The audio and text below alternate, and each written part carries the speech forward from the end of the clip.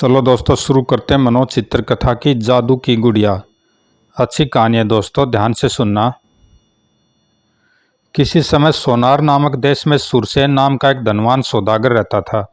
वह व्यापार करने अक्सर दूर दूर के देशों में जाया करता था। उसकी एक लड़की थी जिसका नाम रत्ना था। रत्ना बहुत ही सुंदर लड़की थी, परंतु उसकी माँ रत्ना के पैदा होते ही स्वर्ग सिधार गई थी और उसके पिता ने दूसरा विवाह कर लिया था। लेकिन उसकी सौतेली माँ बहुत ही दुष्ट और निर्दयी थी। रत्ना उसे एक आंख नहीं सुहाती थी। वह हमेशा इस ताड़ में रहती थी कि कब उसे घर से निकाल बाहर करे। खूब खेल ले, खूब हंस ले कमीनी, एक दिन मैंने भी तेरे हाथ पैर न तोड़े तो मेरा भी नाम मंदरा नहीं। जबकि रत्ना अपनी सौतेली माँ के दुष्ट स्वभाव के विपरीत बहुत ही भली और मीठे स्वभाव की लड़की थी। वह अपनी सौतेली माँ का कहा मानती और जैसा वह चाहती वैसा ही किया करती थी। सौदागर को अपनी बेटी से इसलिए और भी ज्यादा प्यार था। एक दिन, सुनो मंदरा, मैं व्यापार के सिलसिले में दूसरे देश जा रहा हूँ। कब लौटूंगा यह फिलहाल कुछ नहीं कह सकता। मेरे पीछे तुम्हें अपना और रत्ना का ख्याल रखना है। आप रत्ना की या मेरी जरा भी चिंता न करें। रत्ना ने बेशक मेरी कोख से जन्म नहीं लिया, लेकिन मैं उसे अपनी सगी बेटी से भी अधिक चाहती हूँ।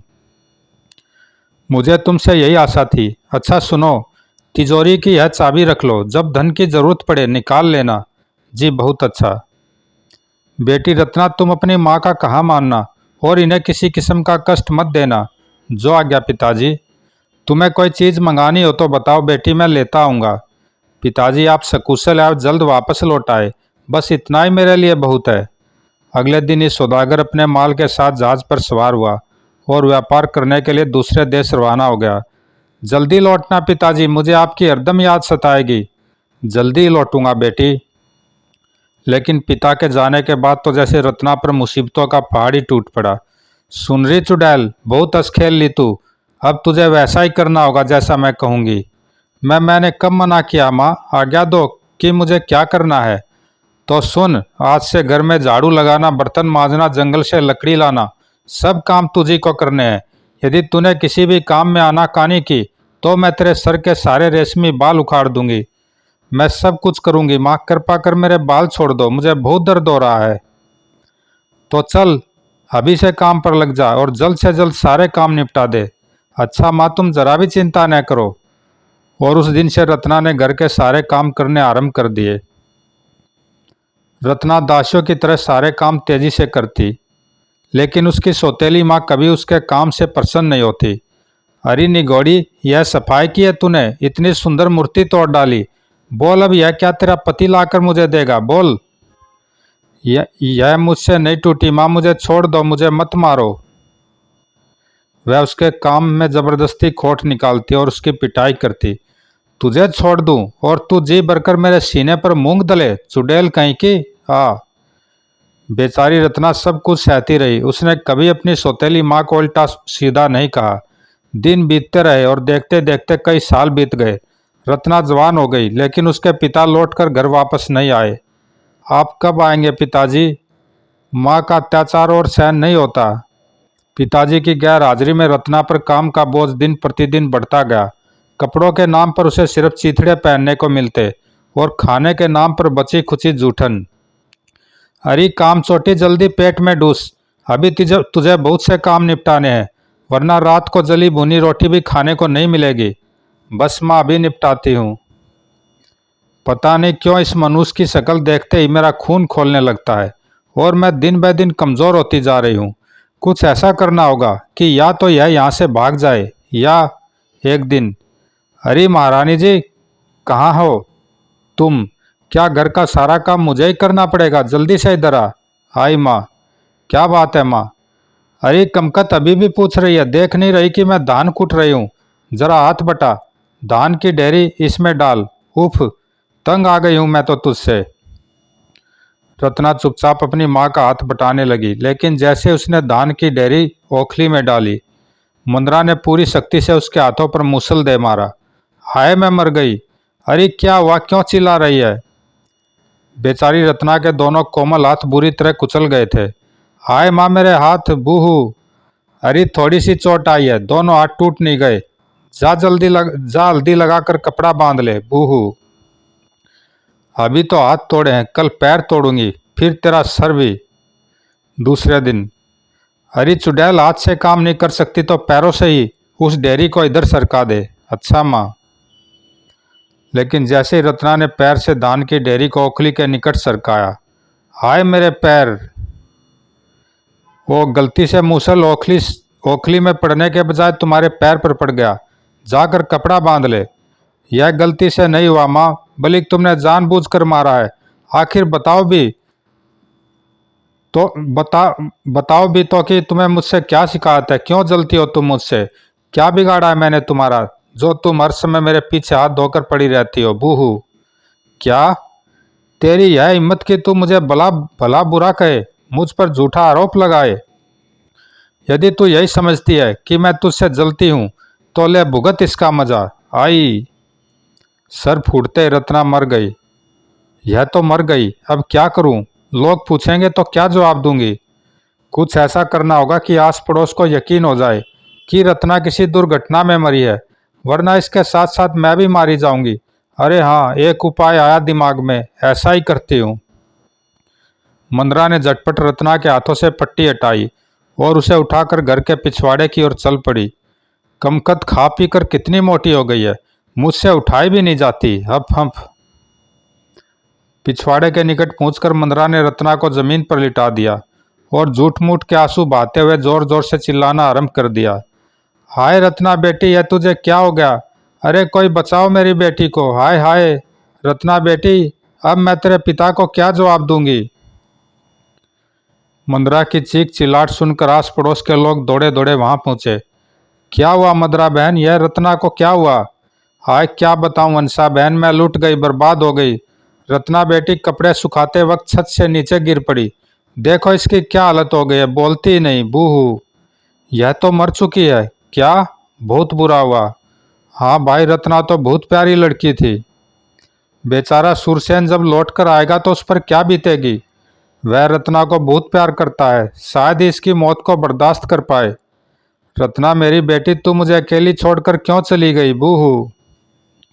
हे भगवान, अब मैं रत्ना के पिता को क्या मुंह दिखाऊंगी? बूहू। धीरज रखो मंदरा बहन, जो होना था वह हो गया। शायद ईश्वर की यही मर्जी थी। अब तुम इस अभागी का क्रियाक्रम का प्रबंध करो। सबने रत्ना के मरने पर सहानुभूति प्रकट की और उसके शव को निकट के शमशान घाट पर जला दिया। इतनी आसानी से चुड़ैल से पीछा छूट जाएगा, यह तो मैंने सोचा भी नहीं था। जब वे लौटेंगे तो अड़ोसी पड़ोसी खुद उन्हें समझा देंगे और उन्हें मुझ पर जरा भी संदेह नहीं होगा। वाह मंदरा, क्या दिमाग पाया है तूने। चिता शांत होने के पश्चात मंदरा के साथ लोगों ने उसके फूल चुने और उन फूलों को उन्होंने घर के पिछवाड़े बाग में ही एक स्थान पर गाड़ दिया। यह स्थान रत्ना को बहुत प्रिय था। बेचारी को क्या मालूम था कि एक दिन उसकी अस्थियां इसी स्थान पर गाड़ी जाएंगी। मुझे क्या मालूम था कि एक दिन यह सब भी देखना पड़ेगा। कुछ ही दिन बीते होंगे कि उस स्थान पर जहाँ की रत्ना की अस्थियां दफनाई गई थी, तरबूज की बेल उगाई और एक ही सप्ताह में कई बड़े बड़े तरबूज लग गए। जब मंदरा की दृष्टि उन पके हुए तरबूजों पर पड़ी, आहा कितने पके हुए तरबूज हैं! आज रात रोटी न बनाकर इन्हीं तरबूजों से अपना पेट भरूंगी। वारी रत्ना, तूने मरने के बाद भी मेरा कितना ख्याल रखा, अपनी कब्र पर तरबूज उगा दिए। ही। लेकिन रात को जब मंदरा बाग में तरबूज तोड़ने गई तो शौक से उसी समय एक राहगीर भी बाग के निकट से गुजरा। अरे वह आदमी वहाँ खड़ा खड़ा तरबूजों को क्यों घूर रहा है? कहीं, हाँ जरूर, वह चोरी करने का इरादा रखता होगा। मैं उसे रंगे हाथों ही पकड़ूंगी। वाह क्या ताजे ताजे और पके हुए तरबूज हैं, क्यों न एक बच्चों के लिए लेता चलूं। परंतु जैसे ही राहगीर ने बाग में घुसकर एक तरबूज तोड़ना चाहा, ठहरो, मुझे छूना नहीं, मैं तरबूज नहीं बल्कि रत्ना हूँ, सौदागर सुरसेन की बेटी। मुझे मेरी माँ ने मार डाला है। अरे बाप रे, भूत! अगले पल भूत भूत आए तरबूज से रत्ना की आवाज। हे भगवान, लगता है रत्ना की आत्मा सबको असलियत बताने के लिए यहीं भटक रही है। मुझे तुरंत तरबूजों और इनकी बेलों को नष्ट कर देना चाहिए। उसने सारे तरबूज और उनकी बेलें उखाड़ी और उन्हें तोड़ तोड़ कर बाग से बाहर फेंक दिया। इन तरबूजों और बेलों के साथ साथ रत्ना की आत्मा से भी छुटकारा मिल गया। लेकिन अभी कुछ ही दिन बीते होंगे कि ठीक उसी स्थान पर मिर्च का पौधा उगाया और उसमें ढेर सारी मिर्चियाँ लग गई। शौक से उस समय वहाँ से कुछ चरवाहे गुजर रहे थे। जब उनकी दृष्टि उन मिर्चों पर पड़ी, अरे भाइयों देखो कितनी ढेर सारी ताज़ा मिर्चियाँ लगी हैं। हाँ भाई चलो चुपचाप भीतर घुसकर रोटी के साथ खाने के लिए कुछ मिर्चियाँ तोड़ लाए। अरे भाई खड़े क्यों हो, जल्दी चलो, कहीं घर का मालिक आ गया तो मुंह का स्वाद मुंह में ही रह जाएगा। पर जैसे ही भीतर घुसकर उन्होंने मिर्ची तोड़ने के लिए हाथ बढ़ाए, ठहरो भाइयों, मुझे छूना मत, मैं मिर्ची नहीं सौदागर सुरसेन की बेटी रत्ना हूँ। मेरी सौतेली माँ ने मुझे मार डाला है। भूत आए। अरे शौक से मंदरा भी उसी समय बाग में टहलने आ निकली। भागो, मिर्ची के पौधे में किसी भूत का वास है, भागो भागो। वो रत्ना की आत्मा ने तरबूज की जगह मिर्ची का रूप धारण कर लिया है। अब तो इसे कहीं दूर ही ले जाकर फेंकना होगा। मंदरा ने मिर्ची के पौधे को जड़ समेत उखाड़ा और ले जाकर उसे दूर एक नदी में फेंक दिया। कमकत मरने के बाद भी मुझे परेशान कर रही है। चल चुड़ैल, अब तू बाग या हवेली में कभी नहीं आ सकेगी।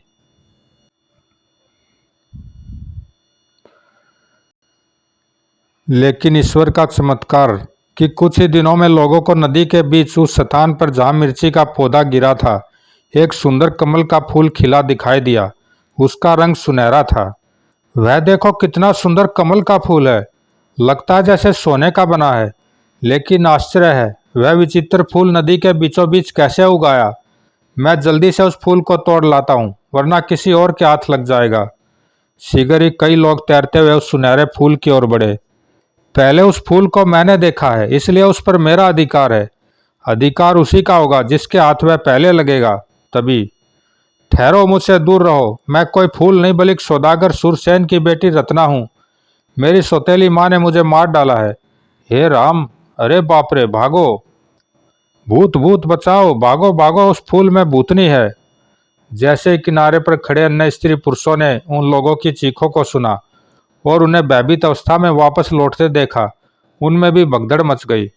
अरे कल्लू की अम्मा, सर पर पैर रखकर भाग, वरना वह भूतनी हमें पकड़ लेगी।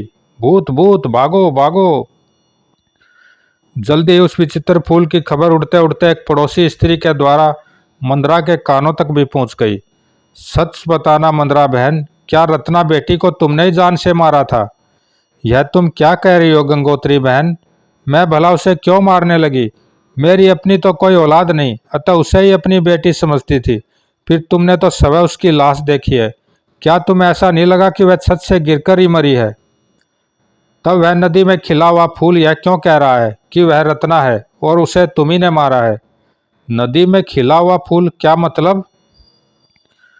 तब उस स्त्री ने मंदरा को सारी बात बता दी। सुनकर मंदरा की आंखों में तुरंत मगरमच्छी आंसू झरने लगे।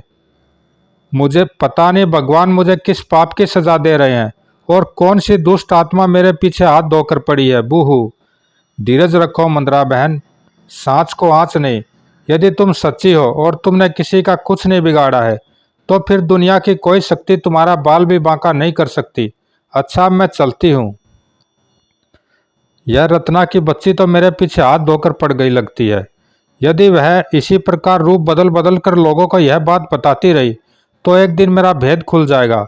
इस बार मुझे कुछ ऐसा करना होगा कि वह इस देश में दिखाई न दे। और उसी रात जब सभी लोग गहरी निद्रा में सोए हुए थे, मंदरा चुपचाप घर से निकली और नदी किनारे जा पहुंची। आसपास कोई नहीं है, मौका अच्छा है। यह भी शुक्र है कि मैं तैरना जानती हूँ। अगले ही पल, चुड़ैल तू मरने के बाद भी मेरे पीछे पड़ी हुई है। इस बार मैं तेरी ऐसी दुर्गति करूंगी कि तेरी आत्मा भी मेरी जिंदगी में रुकावट बनने से कांपेगी। तुम कुछ भी कर लो डायन माँ, अब मैं तुम्हारी दुष्टता दुनिया को जनवा कर ही रहूंगी। मैं भी देखूंगी चुड़ैल कि जीत तेरी होती है या मेरी, चाहे यह भेद छुपाने के लिए मुझे और कितनों का ही खून क्यों न बहाना पड़े, मैं पीछे नहीं हटूंगी। तुम्हारा अंतिम समय आ गया है डायन माँ, इसलिए अपनी हर इच्छा पूरी कर लो। फूल और पौधे को लेकर मंदरा नदी से बाहर निकली और चलती चलती एक ऊंचे पर्वत पर जा पहुंची। देख, इस समुद्र में गिरने के बाद तेरा नामो निशान तक नहीं रह जाएगा। जाको राके साइया मार सके न कोई। मंदरा ने गुस्से में आकर उसे समुद्र में उछाल दिया। देखती हूँ इस बार तेरा भगवान तेरी क्या मदद करता है। फूल समुद्र में फेंकने के बाद मंदरा तो वापस लौट गई, लेकिन समुद्र में गिरने के साथ ही सुनहरे फूल ने एक सुंदर गुड़िया का रूप धारण कर लिया, जिसकी शक्ल रत्ना से मिलती जुलती थी, और वह पानी में खड़ी खड़ी लहरों के सहारे एक तरफ बहने लगी। पिताजी का जहाज कल बंदरगाह पहुंचेगा, मुझे रास्ते में उनसे मिलकर सारी बात उन्हें बता देनी चाहिए। भोर होने तक गुड़िया पानी पर तैरती तैरती खुले समुद्र में पहुंच गई। आहा, वही है पिताजी का जहाज। लेकिन मेरी कहानी जानकर उन्हें कितना दुख होगा, और यह भी हो सकता है कि इतने वर्षों में वे मुझे भुला ही चुके हों। वह जहाज वास्तव में रत्ना के पिता सुरसेन का था, जो कि अपने साथियों और आदमियों के साथ खुशी खुशी वापस लौट रहा था। अब कुछ ही घंटों पश्चात हमारा जहाज हमारे देश की बंदरगाह पर होगा। तुम सचमुच किस्मत वाले हो सुरसेन। इस व्यापार में भी खूब लाभ कमाया और सफर भी आराम से कटा, कोई अप्रिय घटना नहीं घटी। लेकिन अभी उसने अपना वाक्य पूरा ही किया था कि अचानक तेज हवाएं चलने लगी। वो तूफान आने वाला है, सब नीचे चलो, तूफान आने वाला है। हे भगवान, रक्षा करना, घर पहुंचते पहुंचते कोई अप्रिय घटना न घटे। ईश्वर को शायद कुछ और ही खेल दिखाना था। अतः पलक झपकते ही भयानक तूफान ने जहाज को अपनी चपेट में ले लिया। पाल गिरा दो, जल्दी करो। उफ, हाय। जहाज को किसी तिनके के समान समुद्र में डोलते देख गुड़िया रूपी रत्ना का हृदय बुरी तरह कांप उठा। उफ, कितना भयानक तूफान है। अब मेरे पिताजी और उनके जहाज का क्या होगा? फिर उनके साथ और यात्री भी तो होंगे। हे ईश्वर, उन सब की रक्षा करो।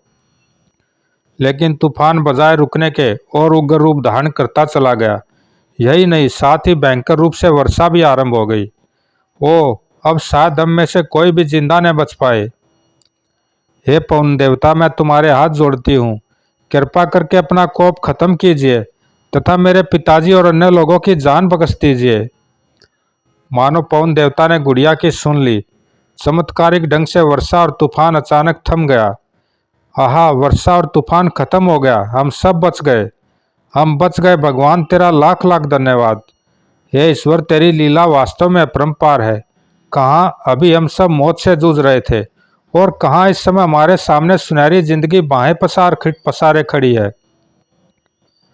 पवन देवता, तुमने मेरी प्रार्थना सुन ली। तुम्हारा यह उपकार मैं कभी नहीं भुला पाऊंगी। बस एक उपकार और मुझ पर कर दो, मुझे मेरे पिता से मिला दो। तभी जहाज पर सवार एक व्यक्ति की दृष्टि पानी पर तैरती गुड़िया पर पड़ी। अरे वह देखो, कितनी विचित्र गुड़िया है। पानी पर सीधी खड़ी है और लहरों के साथ इधर ही आ रही है। आश्चर्य है, इतनी सुंदर गुड़िया समुद्र में कैसे आ गई, और वह भी एक भयानक तूफान के गुजर जाने के बावजूद पानी पर सीधे खड़ी है। कहीं यह सब चमत्कार इसी गुड़िया की वजह से तो नहीं हुआ? अगले पल, फंदा फेंककर गुड़िया को ऊपर उठा लो। जी मालिक। धन्यवाद प्रभु, पिताजी ने भी मुझे देख लिया है और वे मुझे अपनी बाहों में लेने जा रहे हैं। आहा, गुड़िया पहली बार ही फंदे में फंस गई। आराम से ऊपर खींचना, कहीं वह टूट फूट न जाए। कितनी सुंदर गुड़िया है, बिल्कुल मेरी बेटी रत्ना की तरह। इसे मैं उसी को भेंट में दूंगा। इतनी सुंदर गुड़िया पाकर वह खुश हो जाएगी। शुक्र है पिताजी को अभी भी मेरी याद है और वे मुझे पहले जितना ही प्यार करते हैं। लेकिन मुझे अभी इन्हें अपनी मृत्यु के बारे में नहीं बताना चाहिए। पहले देखो कि माँ मेरे बारे में क्या बहाना करती है। लगभग 1 घंटे पश्चात सुरसेन का जहाज बंदरगाह से लगा। सुनो, तुम सब सारा सामान उतार कर गोदाम में पहुंचा दो और यह धन आपस में बांटकर घर जाकर अपने बीवी बच्चों के साथ खुशियां मनाओ। जी बहुत अच्छा मालिक। उसके बाद सुरसेन एक घोड़ा गाड़ी पर सवार होकर अपने घर की ओर चल पड़ा। पता नहीं मंदरा और बेटी रत्ना किस हालत में होंगी। हाँ, वे इतने वर्ष बाद मुझे देखकर खुश जरूर हो उठेंगी। मार्ग में, अरे सुरसेन बेटे, जरा गाड़ी रुकवाना तो। कौन? ओ वीरू काका। घोड़ा गाड़ी रुकवाकर सुरसेन उस वृद्ध के पास पहुंचा। आप कैसे हैं वीरू काका? मैं तो ठीक हूं बेटे, लेकिन तुम्हारे लिए एक बुरी खबर है। अच्छा हुआ तुम लौट आए। तुम्हारी दुष्ट पत्नी ने तुम्हारी बेटी रत्ना को मार डाला है। क्या? जब वृद्ध ने उसे सारी बात बताई, यदि आपका कहना सच है तो मैं उस दुष्ट स्त्री के टुकड़े टुकड़े करके चील कौवा को खिला दूंगा। ठंडे दिमाग से काम लो बेटे। क्रोध में ऐसा जुर्म हरगिज मत कर बैठना। जाओ जाकर सोच समझ कर कदम उठाओ। सूरसेन पुन घोड़ा गाड़ी पर सवार होकर घर की ओर चल पड़ा। गाड़ी और तेज चलाओ गाड़ी वाले, लगता माँ की सामत आने वाली है। मंदरा मंदरा दुष्टा, कहाँ हो तुम? अरे आप कब आए आप? आपकी रात ताकते ताकते तो मेरी आंखें थक गई थी। बंद करो बकवास और पहले मुझे यह बताओ कि रत्ना कहाँ है? रत्ना?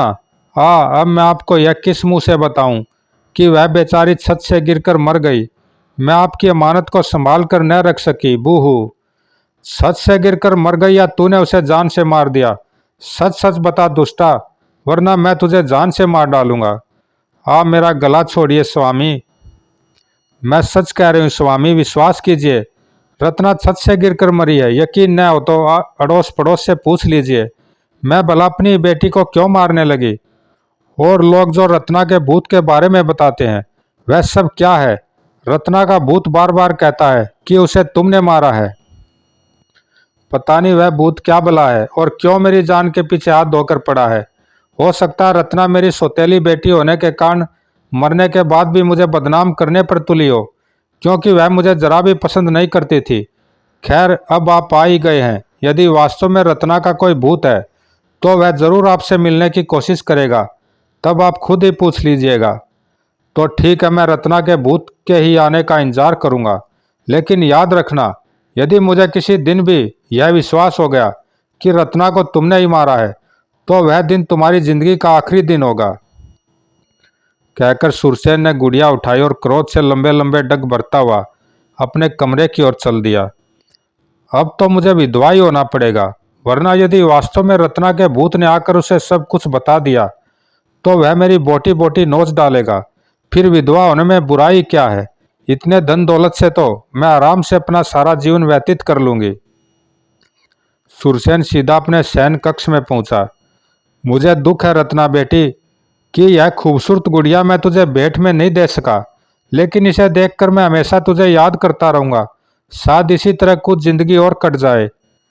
मुझे अभी कुछ दिन और खामोश रहना चाहिए। देखूंगी कि माँ क्या करती है।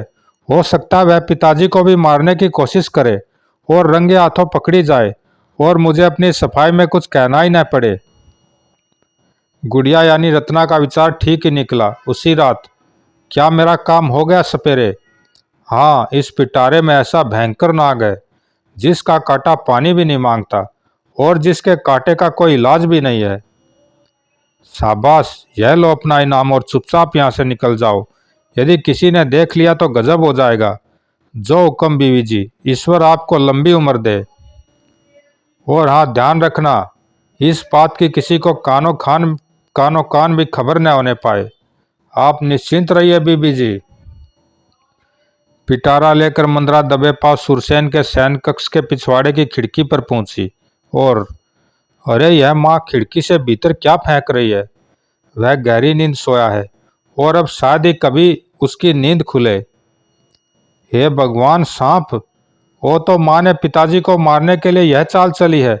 अब तो मुझे अपनी खामोशी तोड़नी पड़ेगी। अगले पल पिताजी पिताजी उठिए, सांप सांप! गुड़िया की आवाज सुनकर तुरंत सुरसेन की आंख खुल गई। आए सांप, यह मेरे कमरे में कहाँ से आ गया? अगले पल समझ में नहीं आता कि यह सांप आया कहाँ से और मुझे जगाने वाला कौन था। वह आवाज गुड़िया की ओर से ही आई थी।